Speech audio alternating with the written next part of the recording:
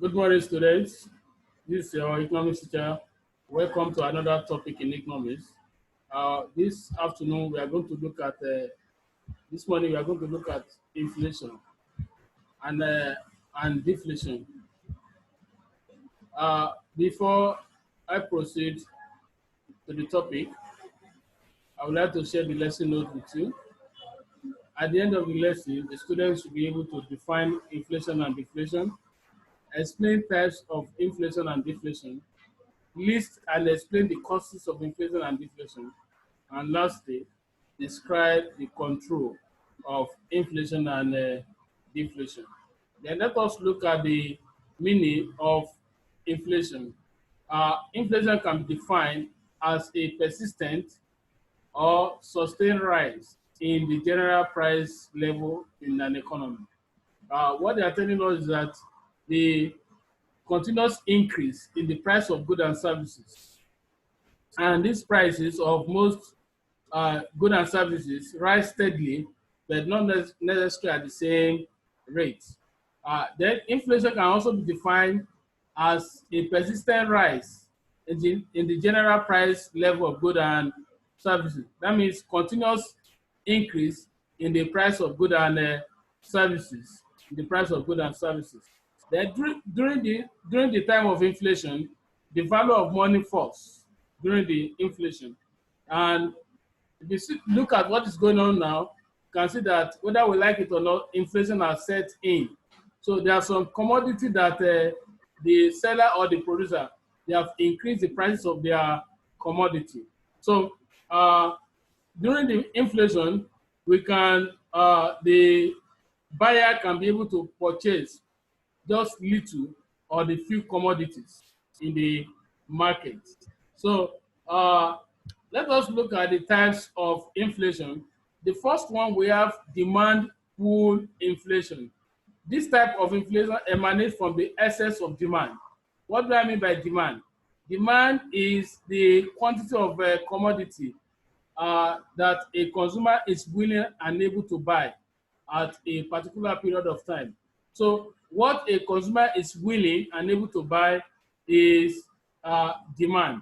So then supply is, that is when the seller or the producer is willing and able to sell goods in the market. So the excess supply, the excess demand must be more than the supply. So if this happens, that means that is demand pull inflation. If the demand is more than supply.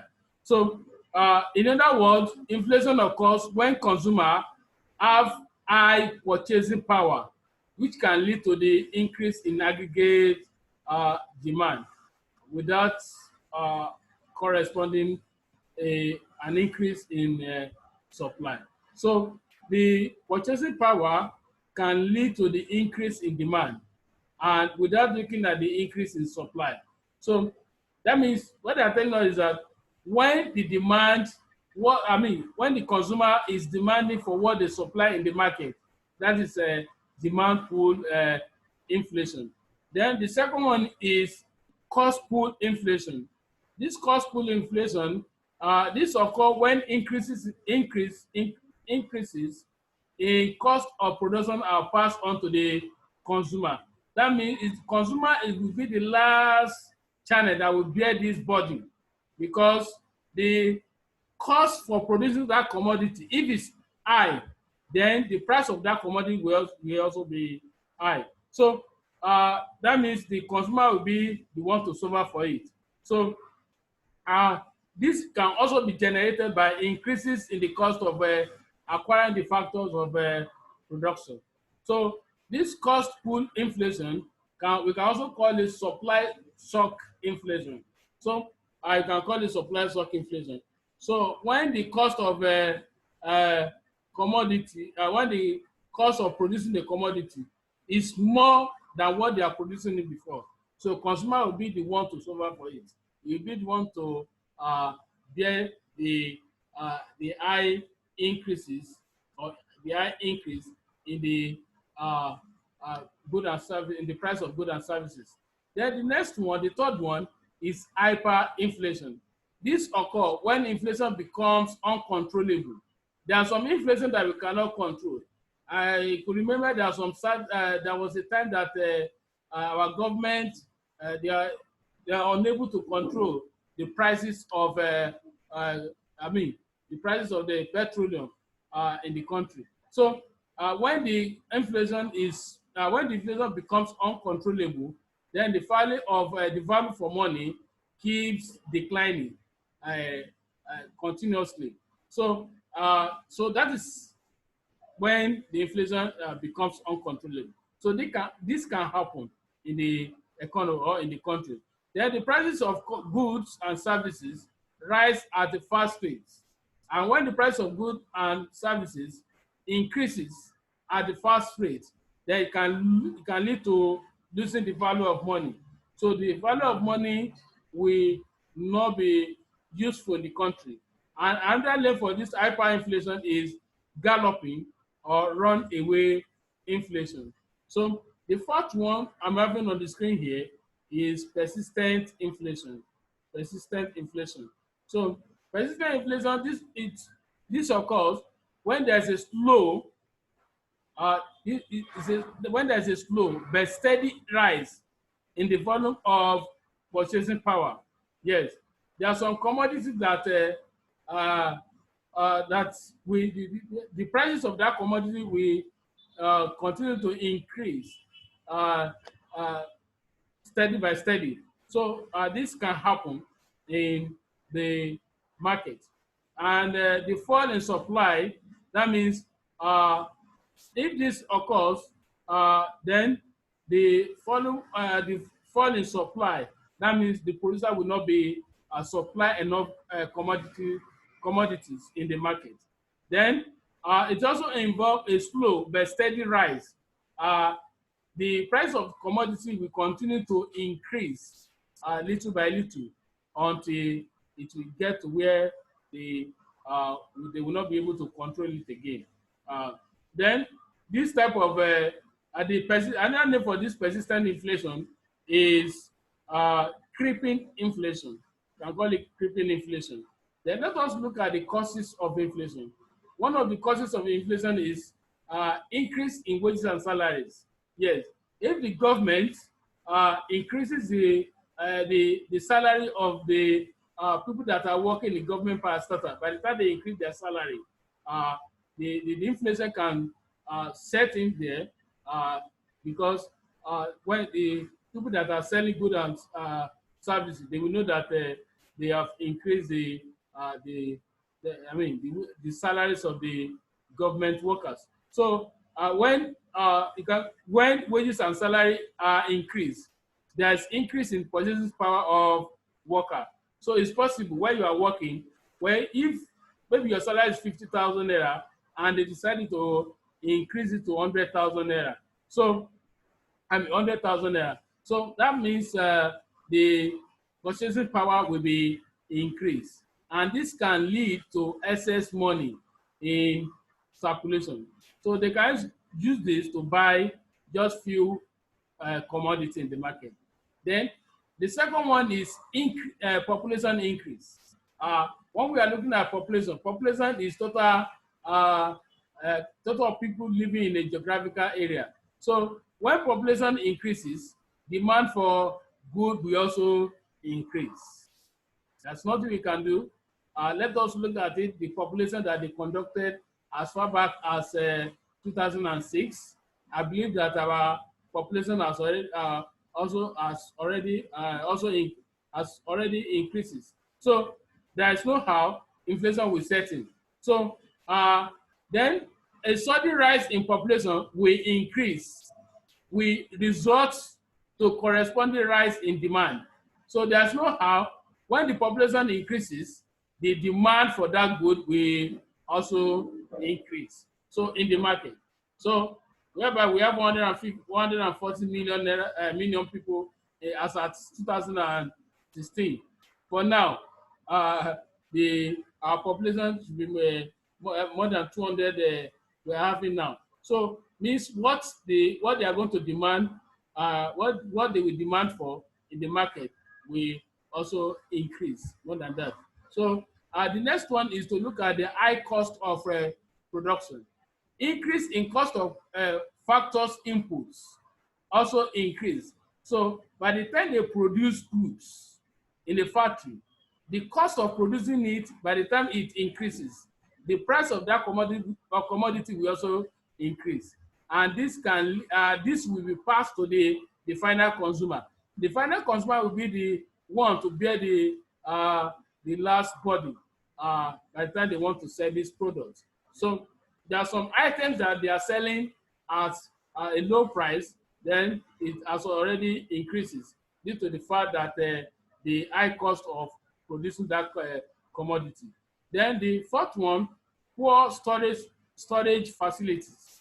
Lack of adequate storage facility can affect the prices of goods and services, and this can cause inflation in the country.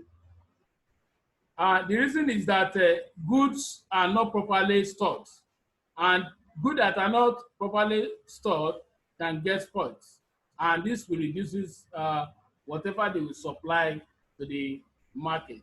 So that is then another one is cost of borrowing. Cost of borrowing is as well. The cost of borrowing is also there. High inflation may lead to higher borrowing cost for businesses, and people needing loan protect themselves against rising prices, and increase the cost of borrowing on short or longer term debt. So the cost of borrowing can also cause inflation in the country. It can also cause inflation in the country. Then budget deficit. When we are talking about budget deficit, that is when the government expenditure is more than the income. When the government expenditure, whatever they are spending in a particular year, is more than what they are receiving as an income, then it will lead to inflation. That is deficit budget. Then level of importation of goods. The level of importation of goods is more than exportation of goods. That means what we are buying from another country is what we are selling outside. So it will cause inflation in the country. And this is not good enough for any country that want to be developed. So high cost of importing raw materials can lead to high cost of goods. And this is passed to chasing free goods and services. So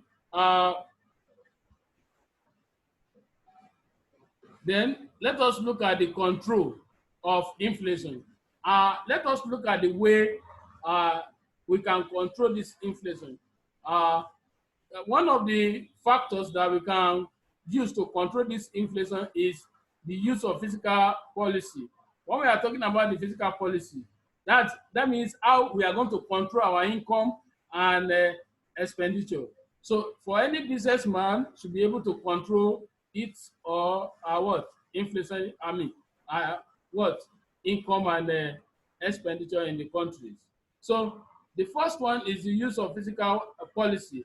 A fiscal policy involves the use of government tax, which is income, and expenditure to regulate the economy.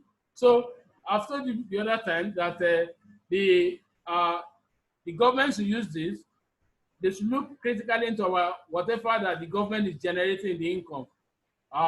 So if they look at what they are receiving as part of their income, they compare what they are spending in a particular year. So government should try to regulate this. By the time they regulate it, then our economy will be balanced. Then the second one is the use of restrictive monetary policy.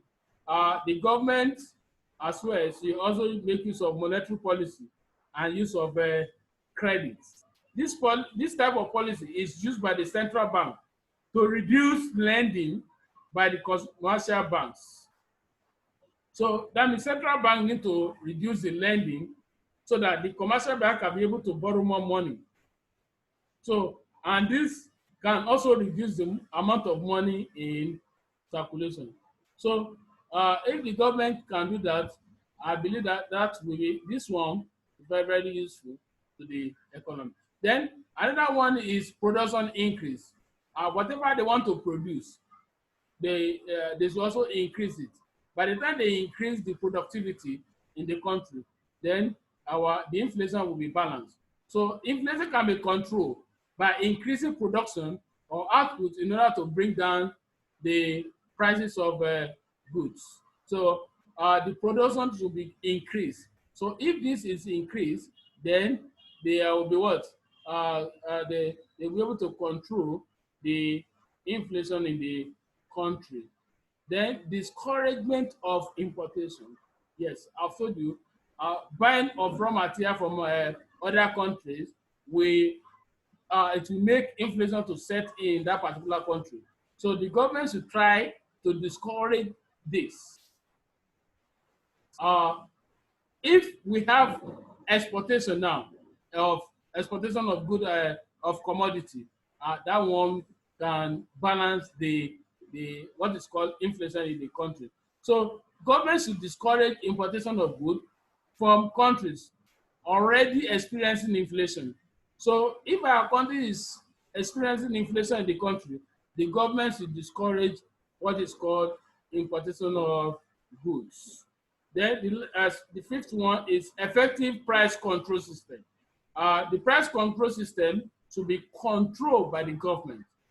uh, there should be a stable price on uh, goods, on the good being produced in the country. So inflation can also be controlled through the use of effective price control system and the application of rates on it to maintain price level. So if the government can do this, then they will be able to control the inflation in the country. Then let us look at the deflation. I told you the other time that inflation uh, is the persistent increase. So let us look at deflation now. Deflation refers to a persistent fall or decrease in the general price level of goods and services. So when the prices of goods and services decreases, that is deflation. But when it increases, that is inflation. So this deflation can also be defined as a continuous fall in the price level of goods and services as a result of decrease in the volume of money in circulation. So when there's continuous fall, continuous decrease in the price of producing goods and services, that is deflation in the country. A given sum of money can purchase more goods. When we have just little some amount of money, we can use it to buy more goods and services. So one of the uh, one of the causes of deflation is increase in production. Uh, Increase in production is increase in production of goods and services without corresponding increase in the volume of money can lead to, by the time the by the time they increase the production, production is creation of utility, uh, producing goods and services in the country. Then we also have increase in bank rate. Increase in bank rate uh, can also discourage commercial bank from borrowing. By the time the central bank increases their banking rates, this will discourage commercial bank to borrow from the central bank. Even said, let us look at the commercial bank to the prospective customer. By the time they increases their rates, bank rate, I believe that some customers that they may not be able to deposit, uh, make deposits in the bank again. So this will also discourage the uh, the customer to deposit more money in the bank. So you also have deficient aggregate demand. This deficient aggregate demand, this may is a deficiency which lead to the overproduction. When we have overproduction and unemployment in the country, By the time they produce excess of goods and services, and we have unemployment in the country, that will be deficient aggregate demand. So this is not good as well. And then when we have another one is heavy taxes. Heavy taxes imposed by the government on the disposable income uh, of the people living in that particular country. It will this is not good enough for the country, and this may lead to the decrease in both consumption and investment expenditure. Then public borrowing. Public borrowing is when the government borrows from the public, or the government can also borrow from the IMF, International Monetary Fund. Public borrowing is something that we allow the causes of inflation in the country. Then how do we control this deflation? We can control this deflation as a result of reduction in taxation. So what the government need to do is to reduce the taxes that people will pay in the country. So the government need to reduce it. So this practice enable people to have more money.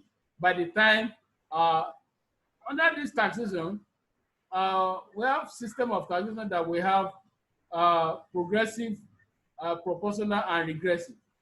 There are some people that their payment of tax, let's say their income is 50,000, and that's for Mr. A. Then Mr. B is also collect 100,000, and their tax rate, let's say Mr. B that is collecting 50,000, his tax rate is 10%, and Mr. B that is collecting his tax rate is 5%. Compare the two, that is a regressive system of tax. So if the government can be able to reduce this, then it will control the deflation in the country. Then the use of deficit budgeting, I've told you, when the expenditure is more than the income. So the government should try to make sure that if they can be able to increase the government expenditure, this will make or to assist to inject more money into the circulation. And by doing this, it will curb the effects of deflation in the country. It will control the effect of deflation in the country. Then the third one is reduction in bank rate. And reduction in bank rate will assist investors to borrow more money from bank and increase the volume of money in circulation. So there's need for government to reduce the bank rate. We also have increase in wages and salaries. This increase in wages and salary will help to inject more money. By the time there's need for them to increase the wages and salary. By the time they increase the wages and salary, then I believe that people will be able to buy more of goods, and there'll be more money in the circulation. And we can use this to control what is called deflation in the country. Then lastly is the use of open market operation. The use of open market operation open market operation simply means buy and selling of goods and buy and selling of security in the stock exchange market. So by the time the central bank can do this, it will help them to what? To this can the central bank can, if the central bank does this by buying more security from commercial bank, it can help them. This makes it possible for the commercial bank to be able to lend more money out. Yes, by the time they use this, so it makes the commercial bank to to give out the money to the to their prospective customers, and it will increase the volume of money in the circulation. There will be more money in the circulation. So you will see your assignment. Go to the school website.